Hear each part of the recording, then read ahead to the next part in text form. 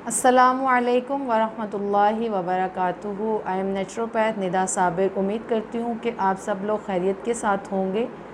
तो बढ़ते हैं अपने टॉपिक की जानिब। वीडियो से भरपूर फ़ायदा उठाने के लिए वीडियो को आखिर तक ज़रूर देखिएगा और इसको अपने फ्रेंड्स एंड फैमिली के साथ भी ज़रूर शेयर कीजिएगा ताकि आपके साथ साथ बाकी लोगों को भी इसका भरपूर फ़ायदा हो। जैसा कि आप सब जानते हैं कि ईद उल अज़हा के दिन जो हैं वो करीब करीब हैं और इन दिनों के अंदर चूँकि हर घर में कुर्बानी होती है, कुर्बानी का गोश्त होता है और मुख्तलिफ़ तरह की डिशेज़ और नित नए पकवानात जिसके अंदर बहुत ज़्यादा हम लोग चटपटे खाने और स्पाइसेस और मसाला जात का जो है वो इस्तेमाल करते हैं। तो इसलिए आज के टॉपिक में मैं आप लोगों के साथ जो है वो शेयर करूँगी कुछ ऐसी एहतियाती तदाबीर के गोश्त तो आप लोग खाते ही हैं, उसके साथ किन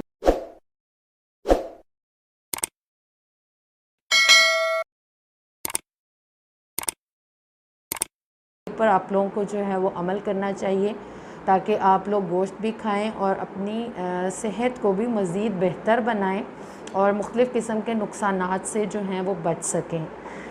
ख्वाह आप जो हैं वो किसी के घर में मेहमान गए हों या आप मेहमान हों या आप मेज़बान हों, आप लोगों के घर में मुख्तलिफ़ तरह के पकवानात जो हैं वो बनेंगे, लेकिन इसके साथ साथ आप लोगों को एहतियाती तदाबीर पर अमल करना जो है वो बेहद ज़रूरी है।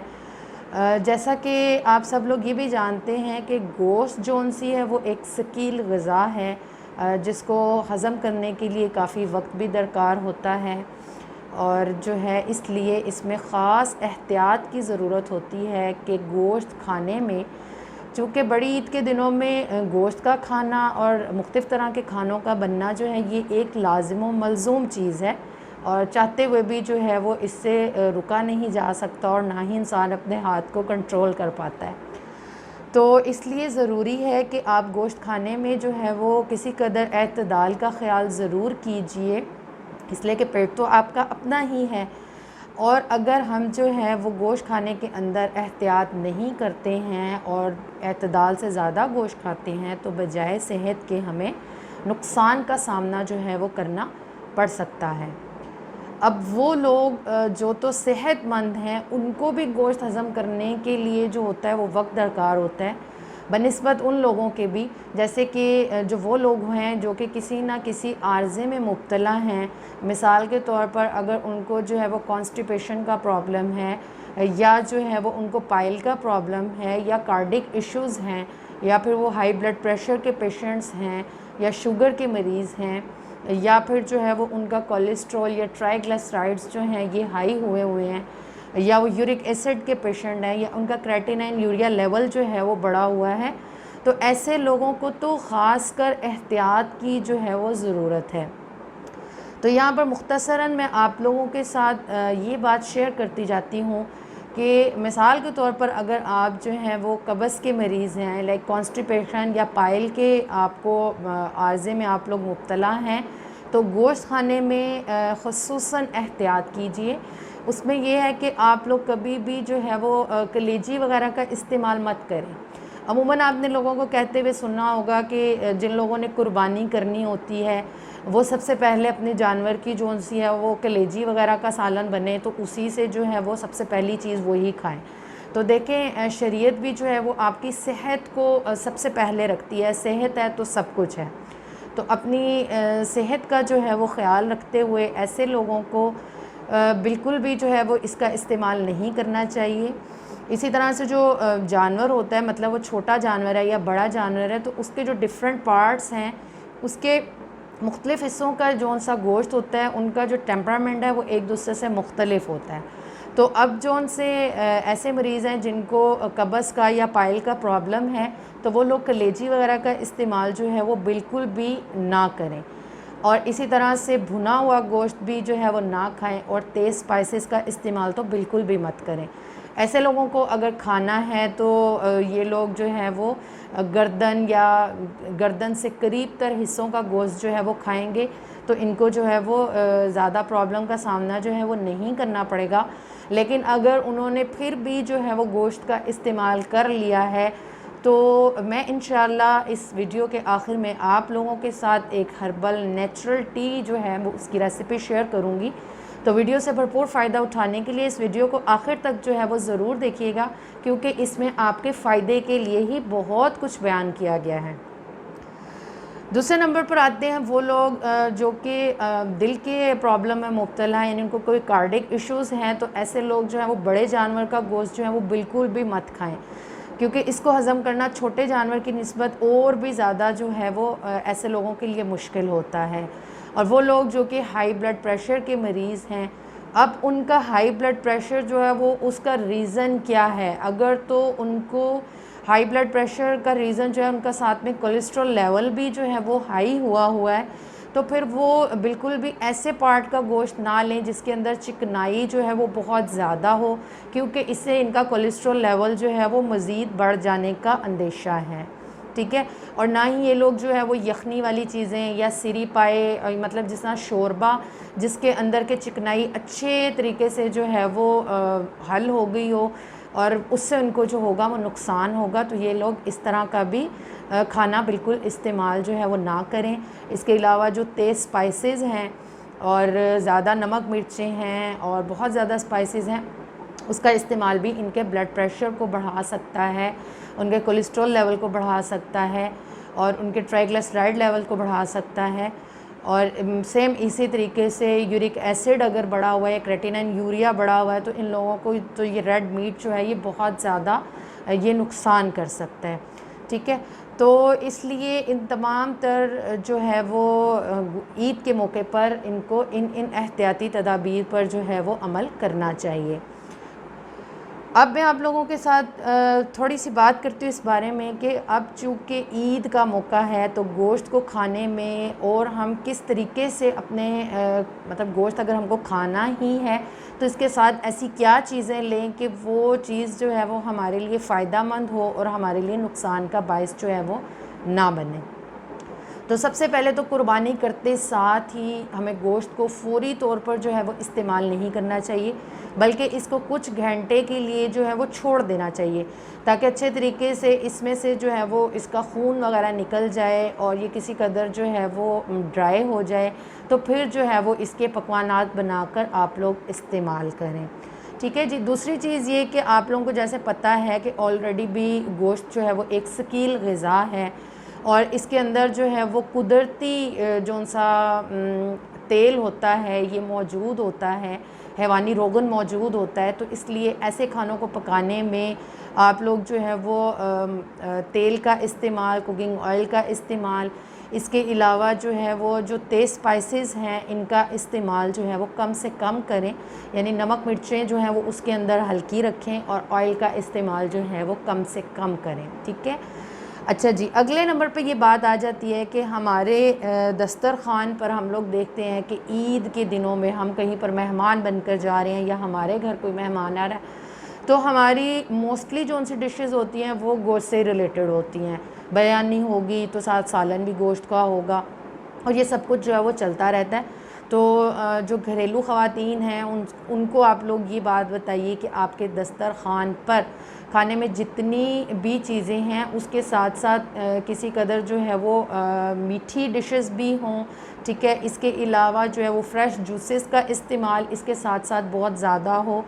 ठीक है। लेकिन वो इस कदर जो है वो ठंडे ना हों और पानी का इस्तेमाल जो है वो गोश्त के इस्तेमाल के साथ बढ़ा दीजिए। और पानी बहुत बेहतर है कि बहुत ज़्यादा जो सा ठंडा पानी है उसका इस्तेमाल मत करें, क्योंकि क्या होता है हम लोग गोश्त खाते हैं और उसकी सारी चिकनाई से जो है वो हमारा गला भी तरबतर होता है, हमारी खुराक की नाली है, हमारी जौन सी रगें हैं, शरेयाने हैं, इन सब में ये चीज़ जो होती है वो पाई जा रही होती है। उसके ऊपर से हम क्या करते हैं, ठंडी कोल्ड ड्रिंक्स और ठंडे जौन से मशरूबात का इस्तेमाल या ठंडा पानी बहुत ज़्यादा पी लेते हैं।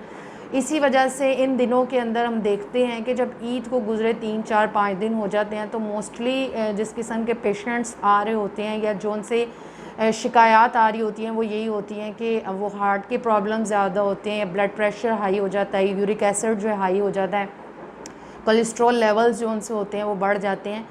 और वो लोग जो कि सेहतमंद होते हैं उनके साथ भी क्या प्रॉब्लम पाया जा रहा होता है कि उनको बदहज़मी और जो है वो सीने में जलन और डकारें और इस किस्म के प्रॉब्लम्स का जो है वो सामना करना पड़ता है। तो इंशाअल्लाह अगर इन एहतियाती तदाबीर के साथ आप लोग और एतदाल में रहते हुए गोश्त का इस्तेमाल करेंगे तो इंशाअल्लाह आपको किसी भी मुश्किल का जो है वो सामना नहीं करना पड़ेगा। तो आप लोग गोश्त के जितने भी पकवान जो हैं वो इस्तेमाल करें, आप लोग खाएं। ईद का मौका है, सबका ही दिल करता है, तो उसके साथ साथ अपने दस्तरखान पर रायता और चटनी इसका इस्तेमाल जो है वो आप ज़रूर करें। ठीक है जी। पुदीने की चटनी बना लें, उसके अंदर जो है वो आप लहसुन भी ऐड कीजिए, ज़ीरा सफ़ेद भी ऐड कीजिए, अनारदाना उसमें ऐड कीजिए, लेमन के किस कदर ड्रॉप्स जो हैं वो उसके अंदर, मतलब 1 से 2 लेमन भी उसके अंदर शामिल कर लीजिए। तो इन तमाम तर इंग्रेडिएंट्स के साथ जो है वो आप एक मुतदिल मिजाज की पुदीने की चटनी तैयार करें और दही का इस्तेमाल करें, या दही के अंदर जो है वो उस चटनी का इस्तेमाल करें, रायता बनाकर खाएं। तो इंशाअल्लाह जो है वो इससे भी आपको फ़ायदा होगा। और पानी के इस्तेमाल को जो है वो बढ़ा दीजिए ताकि आप लोगों का खून जो है वो बहुत गाढ़ा ना होने लगे, क्योंकि होता क्या है कि चलें ईद के 1 से 2 दिन तो हम ज़्यादा गोश्त खा लेते हैं, लेकिन उमूमन जगहों पे ये देखा जाता है कि 8 से 10 दिन तक मुसलसल जो है वो गोश्त के ही पकवानात जो होते हैं वो तैयार हो रहे होते हैं। तो अपने जो उनसी डाइट प्लान है उसको ऐसा बनाइए, लाइक इन दिनों में अगर आप गोश्त का इस्तेमाल कर रहे हैं तो आप लोग नाश्ते में जो है वो जौ का दलिया ले लें। ठीक है, अब कोई सी भी जो है वो ठंडी चीज़ का इस्तेमाल कर लें, और दिन में अगर गोश्त खा रहे हैं तो उसके बाद इंशाल्लाह जो मैं आपके साथ एक नेचुरल हर्बल टी जो है उसकी रेसिपी शेयर करूँगी, उसका इस्तेमाल जो है वो ज़रूर करें। या फिर एक दिन आपने गोश्त का डिश खा लिया तो अगले दिन जो है वो सब्ज़ी इस्तेमाल करें, अगले दिन दाल इस्तेमाल कर लें। तो इस तरह से चेंज कर करके फिर इसका इस्तेमाल करेंगे तो आपको किसी किस्म की भी प्रॉब्लम का सामना जो है वो नहीं करना पड़ेगा। लेकिन जब हम लोग क्या करते हैं 2 से 3 दिन गोश्त का इस्तेमाल करते हैं, फिर आगे जाके चौथे दिन, 5वें दिन, 6ठे दिन तक वो क्या होता है कि बस अब तबीयत में इसका ज़ोर पूरा हो जाता है, तो उसके बाद जो है वो ये प्रॉब्लम सामने आने लगते हैं कि कोलेस्ट्रॉल लेवल भी हाई हो जाता है, और उमूमन जो है वो ब्लड प्रेशर या यूरिक एसिड के प्रॉब्लम जो हैं उन लोगों को फेस करने पड़ते हैं। अच्छा जी, बाकी एक चीज़ क्या होती है कि हर घर के अंदर बारबेक्यू का एहतमाम किया जाता है, और या हम लोग कहीं पे मेहमान जाते हैं वहाँ पर भी बारबेक्यू पार्टियाँ हो रही होती हैं। ठीक है, टकाटक बन रहा होता है, ये सब कुछ चल रहा होता है।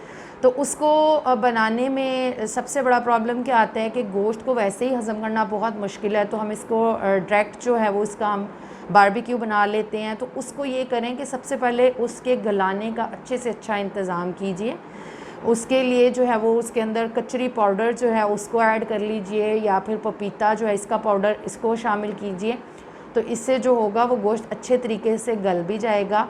लेकिन अगर गोश्त को अच्छे तरीके से गलाएंगे नहीं और उसको जो हम बारबेक्यू बनाकर खाएंगे तो क्या होगा कि वो जो नीम पका हुआ गोश्त होगा उससे पेट में दर्द, मैदे में दर्द और मैदे में जलन, सीने में जलन, बदहज़मी की शिकायत जो हैं इस तरह की आप लोगों को फेस करनी पड़ेंगी। तो कोशिश करें कि इसके साथ साथ जो है वो चटनियों का और जो है वो पुदीने के रायते का और सैलेड का यूज़ जो है वो ज़रूर कीजिए। और फ्रिज में ज़्यादा से ज़्यादा दिन तक गोश्त को स्टोर करके मत रखें, बिल्कुल कम से कम टाइम के लिए रखें। और अब मैं आप लोगों के साथ जो है वो शेयर करती हूँ वो नेचुरल रेमेडी के, जिससे इंशाल्लाह जिन जिन मैंने प्रॉब्लम्स का भी आप लोगों के साथ, जिन डिज़ीज़ का डिस्कस किया, जिसके अंदर जो है वो भगंदर है या फिर कोई स्किन प्रॉब्लम है, स्किन से रिलेटेड इश्यूज़ हैं, फोड़े फिंसियाँ होती हैं, या कॉन्स्टिपेशन है, पाइल का प्रॉब्लम है, यूरिक एसिड है, क्रेटिनाइन यूरिया है, तो ये तमाम तर लोग अगर गोश्त का इस्तेमाल कर भी रहे हैं और हद एतदाल के अंदर रहते हुए कर रहे हैं तो उसके साथ जो है वो इस नेचुरल टी का इस्तेमाल जो है वो ज़रूर करें। उसके लिए आप लोग जो है वो नोट कर लीजिए। इसमें आपने 5 अज्जा जो हैं इनको भी अपने घर में स्टोर करना है गोश्त के साथ साथ। ठीक है, उसमें आप लोगों ने ले लेना है पुदीना, दूसरे नंबर पर आप लोगों ने ले लेनी है अजवाइन, तीसरे नंबर पर आप लोगों ने ले लेना है अदरक। अदरक अब जी आप तो आप ड्राई फॉर्म में ले लें जिसको हम लोग सूंड बोलते हैं, या फिर आप लोग ताज़ा अदरक इस्तेमाल कर लें। और साथ में आप लोगों ने ज़ीरा सफ़ेद, और 5वीं चीज़ जो है वो सौंफ। ये तमाम तर चीज़ें जो है वो इसका कहवा या इसकी जो है वो नेचुरल एक टी आप लोगों ने बनानी है। और गोश्त के हर पकवान के बाद आपने इसको ज़रूर इस्तेमाल करना है। ये ईद के लिए आप लोगों के लिए मेरी तरफ़ से जो है वो एक तोहफ़ा है। इंशाल्लाह आपको इससे भरपूर फ़ायदा होगा। तो आपने क्या करना है कि आपने 2 कप पानी के अंदर 2 से 3 चुटकियाँ जो हैं वो अजवाइन की ऐड करनी हैं और 2 से 3 टहनियाँ जो हैं वो पुदीने की ऐड कर लीजिए। और अदरक जो है वो तकरीबन आपने आधे इंच से 1 इंच तक का टुकड़ा उसको आप लोग कूट कर इसके अंदर शामिल कर लें। और अगर आप लोग सूंड इस्तेमाल कर रहे हैं तो हाफ़ टी स्पून जो है इसमें सूंड डाल लीजिए, ठीक है। और हाफ़ टी स्पून ही आप इसके अंदर जो है वो ज़ीरा सफ़ेद ऐड करेंगे और 1 टीस्पून जो है आप इसके अंदर सौंफ ऐड करेंगे। और इन तमाम तर चीज़ों को बिल्कुल हल्की आंच पर आप लोग बना कर रख दें और खाना खाना शुरू कर दें। उसके बाद जो है वो इसको आप लोग जब ये 2 कप पानी 1 कप रह जाए तो आपने इंशाल्लाह खाने के बाद जो है वो इस नेचुरल टी को इसके अंदर शक्कर डालकर गुड़ डालकर उससे इसको मीठा कर लें और इसको इस्तेमाल कीजिए। और ईद के खानों का भरपूर लुत्फ़ उठाइए और इंशाल्लाह दुआओं में भी जो है वो याद रखिए। और मज़ीद अच्छी से अच्छी टिप्स के लिए मेरे चैनल को ज़रूर सब्सक्राइब कीजिए, बेल आइकॉन को ज़रूर प्रेस कर लीजिए ताकि आप लोगों को नई से नई आने वाली वीडियोज़ मिलती रहें। अस्सलामु अलैकुम व रहमतुल्लाहि व बरकातुहू।